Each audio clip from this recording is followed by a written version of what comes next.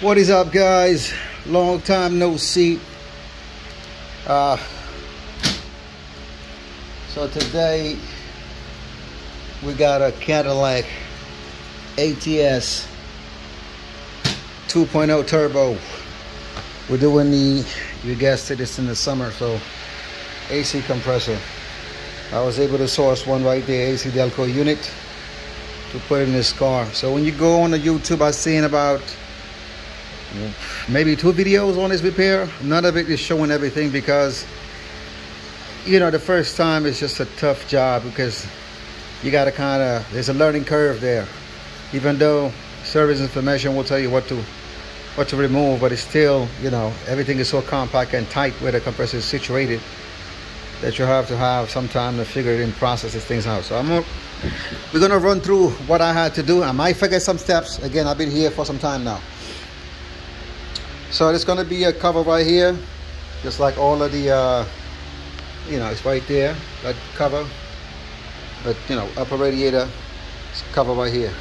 You got some push pins, and you got some type of, you know, clip-on stuff, whatever. Remove it. Second step, the air cleaner, right? Assembly all together with the air hose. It's going straight to the turbo. So you're gonna remove the clamp at the turbo. This is just sitting basically in this hose right here with grommets. Boom, boom. Lift it up, kind of angle it with the back on you know, the back facing up and this side basically facing down, because there's a little hose, little vent going here. So you got to clear this space like that. After you're done that, I mean, this is assuming you already you know, recover your AC freon. You're gonna need to do that because this line, you have to remove it. After that, this pipe going to the turbo, right? And the it's going to the I think the cold air intake. So this pipe going to the cold air intake is two 13mm bolts going from the bottom up. Remove it. Make sure it's flopping around like that. It's gonna be key. Now after that, let me put my light on so I can show you.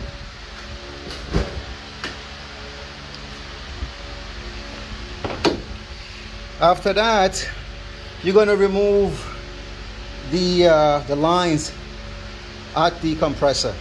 I mean, I've already done the job. The compressor is in and the line is in, but you're gonna put your hand basically right here. You see where I mean, it's really tight clearances. And then around this area right here, let me put some light in it so you can see exactly how to get to it. So bear with me, guys. All right, let's look at it let's look at this thing right here. So the compressor is right there. This is the what is that, water pump? Yes, a water pump right here. So in this little opening here, you can put your hand, if you have small hands like myself, but even, you know, whatever. And then you turn it around right here. Where my hand is, I mean, it's kind of far away, but it's really not. This is basically the line. If you feel it right here, where my thumb is, in the middle of it, just like all the GMs, you got that bolt to secure both the high and the suction side together. It's just one manifold, just like the GMs do, okay? So you remove that 13mm, you can get whatever combination of things you want. You can use a small ratcheting wrench, you can use whatever you want. Remove that. Once you remove it, remove this side of the suction hose also, right here. Once you remove this one, you can kind of like snake the line out and out of the way. Once you do that, you got now 2 bolts on this side right here close to you. One is right here. Let me zoom in.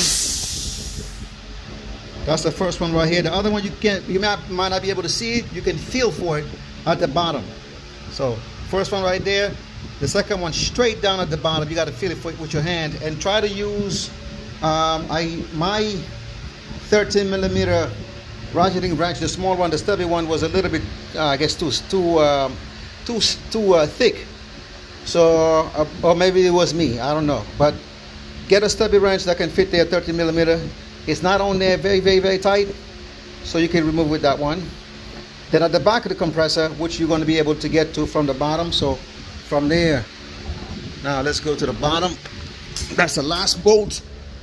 You don't have to remove this cover, I just did it so I can see better, and you see it right there. That nut right there, you have to remove it, then remove also the stud, because you're not going to be able to slide the compressor all the way to free the stud. Impossible. So you're going to have to remove the stud, and then you can at the same time disconnect your control valve solenoid connector from there. And also there's going to be a Christmas tree type of fastener going to the compressor, and then release that one. So those two, do it while you're in there, so you're done with that.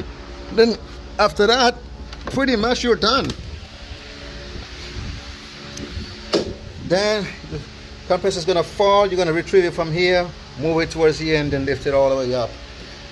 The old one had about 2 ounces of fluid in it, very dark. The new one had about 1 ounce when I drained it, so I put 2.5 ounces back there. I usually like 3 ounces in a compressor. I didn't look at service information, but I mean at least 2 ounces. Whatever you recover from the old one, make sure you put it on the one. Oh yeah, I didn't talk about the belt. Also, you got to remove the belt, obviously. The tension is right there.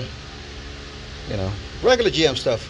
What else? The rest is something that I did because it applied to me. If you want to replace a condenser, I've never done it. I'm not sure what to do with the compressor or the condenser. Maybe the radiator will have to come off. Maybe the bumper will have to come off. I'm not sure, because it looks like all of these things are secured together, like the radiator, the condenser, and maybe the cold air intake. All of it is one big block. So I'm thinking if I had to do it, I'm probably going to have to remove all of that. So maybe the bumper will have to come off. I'm not sure. Don't quote me on that, because I didn't do it. But I know this one is not coming off. Now this little plastic piece or rubber piece right here for the air, kind of like, you know, oriented the air, you can remove that and you can see the condenser. But I see bracketry, looks like it, I'm not sure, but it looks like it's bolted all the way across. I'm not sure, don't quote me on that. But for the compressor part of it, that's the gist of the job. The bolts are these front bolts right here, you don't need to remove them all the way out, because they probably can't. It's not going to clear the this side of the at least the bottom one is not going to clear, because you're going to have the steering rack in the way. So the bottom one is going to come out with the compressor. It's a shorter one. The top one is a long one, and you got the nut and the stud in the back, and that's about it. So right now I'm in the process of I'm going to snug that line there, hook up these lines again, throw a valve, and oh, by the way, expansion valve, very easy job right there. For some reason, the service info calls for 1.7 hours to replace that. I'm not sure how they want us to do it. I didn't look at the procedure, but that's what they want, 1.7 to do the expansion valve. But as you can see, it's not all that. You remove that 13 millimeter nut, then you got some Torx, 2 of them, not Torx, Allen bolts, long ones. Then this line right here, you remove this stud from over there where the light is. There's a stud right there, you can see it, and there's one right here at the bottom right here, you can see it. Remove those two and the line can come all the way back. That'll clear the stud. If you don't want to do that, you can remove the stud, but I would not recommend removing the stud, because when you go back to trying to line it up, it's kind of finicky. So leave the stud in there, just do it this way, remove the line completely out. When you finish, put it back and let the stud help you to line it up completely, and then you can, you know, guide it through and put the nut and help it go all the way in. Hoping I'm not missing nothing. Of course, this air tube right here goes on the intake duct right there, so that's nothing. You probably see it in a way if I missed that. The air mass airflow sensor connector also. What else? I think that's it. That's the gist of the job, to just replace the compressor. If you got any questions, comments, leave me your question and comments in the description, and I'll try to help you as much as I can.